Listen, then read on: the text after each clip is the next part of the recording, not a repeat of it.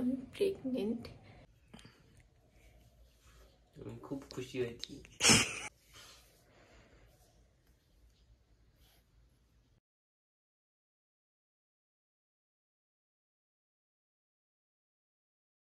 Hello guys, welcome back to my another blog. তো এখন বাজে সকাল 6টা। এখন আমি উঠে গেছি। তো নীরা যাচ্ছে এখন ঘুমিয়ে, আর আমি সকালবেলা উঠে গেছি। তার একটা কারণ আছে। তার কারণ হচ্ছে আমার কয়েকদিন ধরে শরীরটা খারাপ। তো আমি আজকে এইটা টেস্ট করেছি, প্রেগনেন্সি। এইটা টেস্ট করেছি, হ্যাঁ আমি প্রেগনেন্ট। তো কেউ কিছু জানে না। তো এখন আমি নীরাজকে ডাকবো, ডেকে বলবো। আমি আস্তে আস্তে বলছি যাতে সবাই কেউ না শুনতে পায়। তো চলো ওই ঘরে গিয়ে নীরাজকে ডেকে দেখি ওর রিয়াকশানটা কী হয়। তো এই যে নীরাজ ঘুমাচ্ছেন, দেখি ডেকে ওঠে কিনা। এই কিরে, উঠবি না?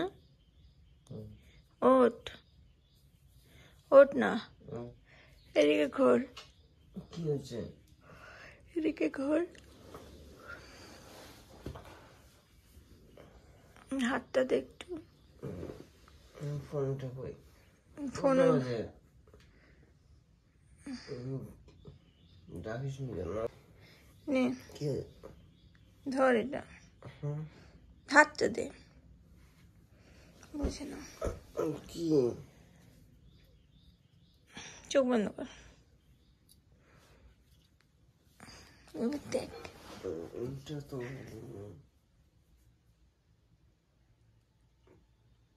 সিরিয়াসলি? আজকে করলি? কি করে করবো?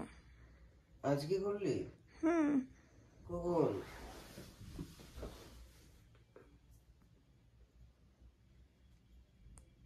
খুশি? আমি তো বিশ্বাস হচ্ছে না, সত্যি আজকে করলি? কখন? সকালবেলা। আমাকে ডাকলি না কেন? তোকে ডেকে কি হবে? একটু দেখতাম। ঠিক আছে, আর একটা এনে দেখিস। সিরিয়াসলি?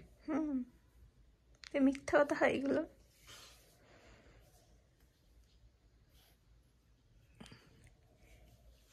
আমি খুব খুশি হয়েছি।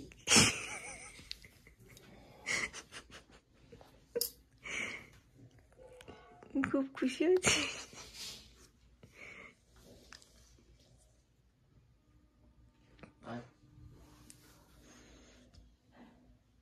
তাহলে আমাকে কি দিবি?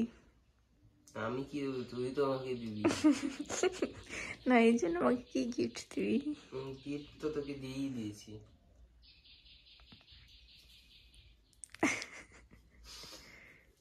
কতটা খুশি?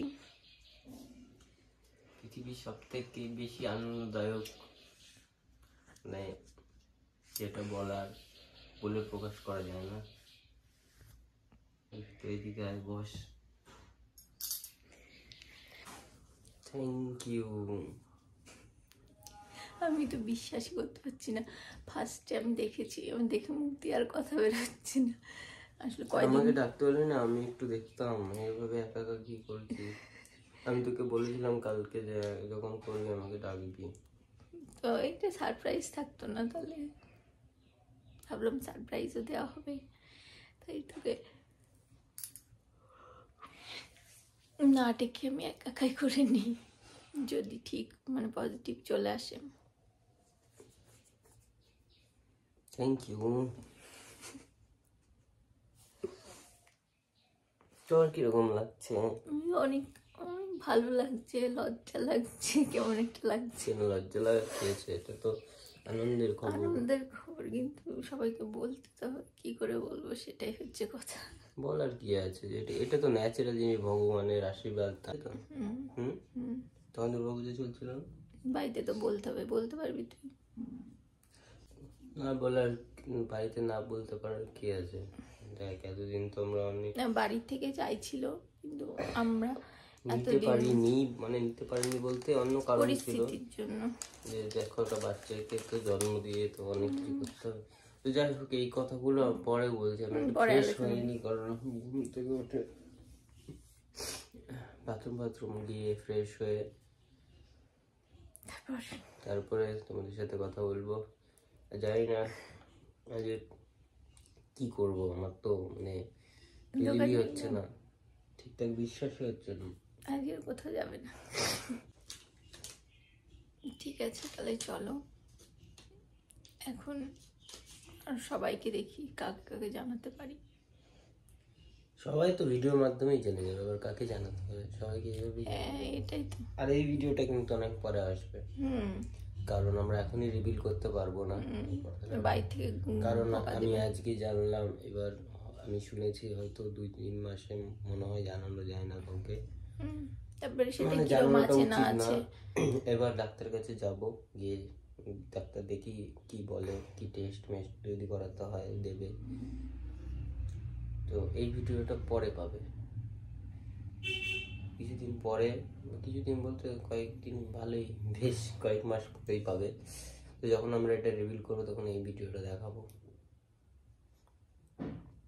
ঠিক আছে, তাহলে চলো। Thank you. আমি তো তোকে, ঠিক আছে, তো জীবনের সব থেকে ভালো গিফট দিলাম। তাহলে ভালো খবর এটা, আর যদি চাকরি পাই তাহলে সেটা আরেকটা ভালো খবর। ঠিক আছে, ভগবানকে ডাক, আর কিছু করার নেই, তাই না? আর আর কষ্ট করতে হবে, তাছাড়া আর কিছু করার নেই। তো ভিডিওটা বেশি আর বড় হলো না, মানে আর কি বলবো তোমাদের, কিছু বলতে পারছি না। তো বেচারাকে ঘুম থেকে উঠে একেবারেই, আমি আজকে ঘুম থেকে উঠে সার্থক। তো আমরা ভেবেছিলাম যে ভালো করে বসে একটা ভালোভাবে একটা ভিডিও বানাবো আজকে, কিন্তু আজকে আমাদের এমন অবস্থা, দুজনেরই হাত পা কাঁপছে, কেমন একটা ফিলিংস হচ্ছে, আর মুখ দিয়ে ঠিকঠাক করে কথাও বলতে পারছি না। মানে কথা বলার জন্য যে শব্দটা গুছিয়ে বলতে হয় সেটাও মুখ দিয়ে বেরোচ্ছে না। তো ভেবেছিলাম একটা ভিডিও করব, কিন্তু আজকে আর সম্ভবই না। দুজনেরই অবস্থা খারাপ, জানি না কেন এরকম, একটু টেনশনও হচ্ছে যতক্ষণ না ডাক্তারের কাছে যাচ্ছি, সব কিছু ঠিকঠাক আছে নাকি শিওর হচ্ছি। তো সেজন্যই হয়তো আজকের দিনটা এত নার্ভাস লাগছে। তো আজকে আর কোনো ভিডিও মানে বাড়ালাম না, তোমরা বুঝতেই পারছো আমার ফিলিংসটা, মানে আমাদের ফিলিংসটা। তো আজকে ভিডিও করতে পারবো না, সরি, পরের দিন আমরা করে নেব। আজকে একটু নিজেরা একটু নিজেদেরকে শান্ত করি, তারপর কালকে ভালোভাবে ভিডিও বানাবো। তো আর কি বলবো, তো আর আমাদের অনেক অনেক আশীর্বাদ করো, যাতে আমরা এই ভালো খবরটা যেন ভালোভাবেই ধরে রাখতে পারি। তো জানি না কি হবে, সবই ভগবানের হাতে, যেটা হবে সেটাই মেনে নিতে হবে, কিছু করার নেই। তো সব সিচুয়েশনের জন্য সবাইকে তৈরি থাকা উচিত আমার মনে হয়, ভালো খারাপ। তো ভালোটাই আমরা আশা করি সব সময়, কিন্তু খারাপও হতে পারে। তো সেই নিয়ে আমাদের চিন্তা করলে হবে না, কিংবা নিজেদেরকে সবসময় টেনশন দিলেও হবে না। আর কিছু বলতে পারছি না বেশি কিছু, খুবই কেমন একটা ফিল হচ্ছে, আমি বলে বোঝাতে পারবো না। তো ভিডিওটা এখানেই শেষ করছি, কালকে আবার তোমাদের সাথে ভালোভাবে ফিরে আসছি। টাটা।